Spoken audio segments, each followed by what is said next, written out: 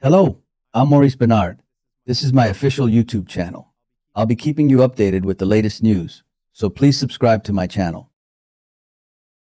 Can we be honest about what is happening on General Hospital right now? I am sitting here after looking at the spoilers for Thursday, May 14, and my head is absolutely spinning. I am not calmly reviewing the show anymore. I am reacting to it with a mix of absolute fire, deep frustration, and a reluctant admiration for the sheer audacity of the writing team.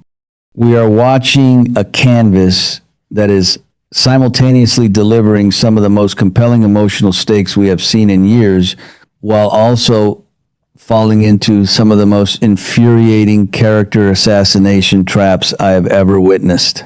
I mean, honestly, what are we doing with the pacing here? The fallout from the Mace sweeps is hitting like a freight train, and it feels like every single resident is backed into a corner.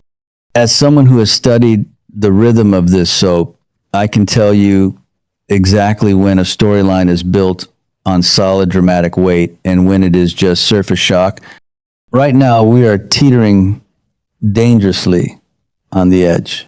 Let me say this clearly, because I cannot hold it in any longer. What in the world is happening to Laura? The spoilers reveal that Laura is actively explaining her actions and throwing her full support behind Curtis arresting Isaiah. Am I supposed to pretend that this makes sense for her character? Laura has historically been the moral compass of this town, a woman who looks for the truth beneath the surface, and yet here she is, backing the PCPD's incredibly lazy rush to judgment. We know exactly why Isaiah is the prime suspect in Jordan's hit-and-run accident. He scraped his car in a minor parking mishap. That is the grand piece of circumstantial evidence they are using to destroy a good, honest man. And Laura is just buying into it. The tension involving Turner is apparently exploding, and it is blinding everyone to the facts. This is a classic soap trope where writers dumb down intelligent characters to stretch out a false accusation, and I am sorry, but this did not work for me. And let us talk about Isaiah for a second, because my heart is absolutely breaking for this man. He is trapped in an impossible moral dilemma. He could clear his name right now. He could tell the police exactly where he was during the hit and run, but doing so would expose the profound, world-shattering secret that Rocco and Lulu are keeping. He is literally sacrificing his own freedom to protect a family that is falling apart at the seams. This is real storytelling. This is the kind of agonizing, character-driven conflict that makes the show great when it leans into emotion instead of plot mechanics. But watching Isaiah get dragged through the mud while Laura and Curtis play judge and jury is making my blood boil. It feels like the writers are punishing the one truly noble guy in the room just to elevate the surrounding drama, and I despise the way legacy characters are being used to facilitate it. Thank God for Tracy Quartermaine. Seriously, thank God for Jane Elliott, because she is single-handedly carrying the emotional truth of this entire arc. While Laura is busy co-signing Isaiah's arrest, Tracy is absolutely furious. The spoilers say Tracy is incredibly outraged by Isaiah being taken into custody, and this is exactly the kind of fierce, protective energy we desperately need right now. Remember last week when Brooke Lynn was having a complete emotional breakdown over Isaiah being accused? Tracy was the one who astutely predicted he would be exonerated and pushed Brooke Lynn to maintain her composure. Tracy knows how to navigate public scandals. She has decades of experience dealing with the incompetence of the Port Charles police. But now that the arrest has actually happened, the matriarch is taking the gloves off. I love this so much. I love when the show remembers that Tracy is a deeply maternal lioness who will scorch the earth when someone she cares about is unjustly targeted. I am already predicting that Tracy is going to tear the PCPD apart from the inside out. She is not going to sit around weeping. She is going to use every ounce of Quartermain power, money, and influence to shatter this flimsy case against Isaiah. And frankly, it is about time someone in this town used their wealth for actual justice instead of covering up mob crimes. The contrast between Tracy's furious loyalty and Laura's misguided compliance is the most fascinating dynamic of the week. It proves that the writers still know how to write distinct, powerful female voices, even if they are currently sacrificing Laura's intelligence to do it. When Tracy unleashes her wrath on Curtis and whoever else is standing in the way of Isaiah's freedom, it is going to be television gold. I just hope the script writers give her the blistering dialogue she deserves. Now, let us pivot to the absolute train wreck that is Carly, Valentine, and Nina. Because, of course, Carly is at the center of a massive explosion, and of course, she is looking for someone else to interrogate. The spoilers indicate that Carly has some very pointed questions for Nina, as the fallout from Carly covering for Valentine triggers a massive new explosion. Let us rewind for a second. Jack Brennan just caught Carly and Valentine in a highly scandalous bedroom moment. Carly has been sheltering a known fugitive. She has been sleeping with her revenge partner.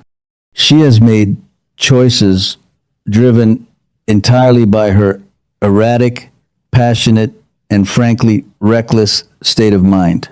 And yet, instead of taking full accountability for the fact that she has blown her own life up, she is marching over to Nina to point fingers.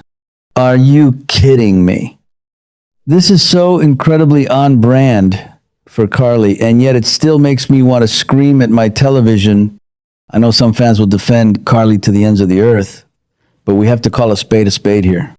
Carly's inability to own her catastrophic mistakes without deflecting onto Nina is a recycled emotional beat that we have seen 100 times. Nina is already hopelessly entangled in the messy aftermath of Drew's condition and Willow's dark secrets. Nina has her own tragic flaws, namely her total inability to maintain healthy boundaries. But how in the world is Carly's decision to hide a fugitive Cassadine in her bed Nina's fault? I suspect Carly is panicking. Brennan's discovery has backed her into a terrifying corner. She knows she could face prison time for aiding and abetting Valentine, and she is lashing out wildly. It is manipulative. It is lazy on Carly's part, but from a scriptwriting perspective, it is a brilliant way to reignite their blood feud. I just wish the writers would let Carly evolve past this knee-jerk need to blame Nina.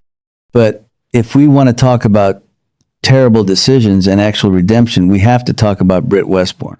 Britt is currently weighing her options, and the stakes could not be higher.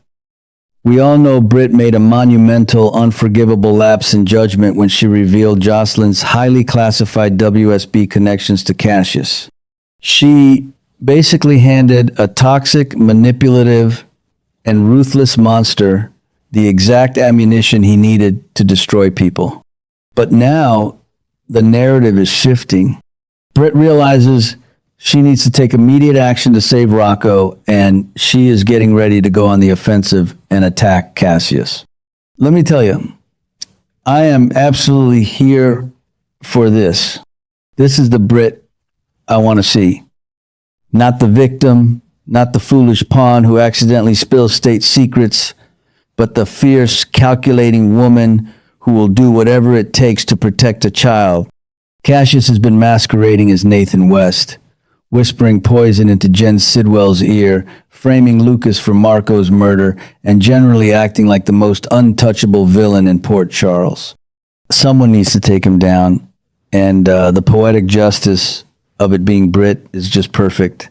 Britt knows how these dark, manipulative men operate. She was raised by César Faison. If anyone can outmaneuver a fake Nathan West, it is her. The fact that her motivation is entirely centered on saving Rocco gives her arc a desperately needed emotional anchor. She is not just fighting for survival. She is fighting for atonement. I am predicting that Britt's attack on Cassius is going to be the turning point of this entire May sweeps period. If the writers pull their punches here, I will be furious. Britt needs to be ruthless. She needs to use every dirty trick in the book to neutralize Cassius and protect Rocco. And speaking of Rocco, we have to talk about the impending heartbreak heading straight for Dante and Lulu. The spoilers reveal that Dante is about to have a profoundly difficult conversation with Lulu as the two of them desperately try to protect Rocco from the new crimes exploding around them. We know that Rocco and Lulu are sitting on a world-shattering secret. This is the exact same secret that Isaiah is protecting by refusing to give his alibi to the police. The web of lies is tightening, and Dante's finally stepping into the center of it. Let me just say, the history between Dante and Lulu is one of the foundational pillars of modern General Hospital.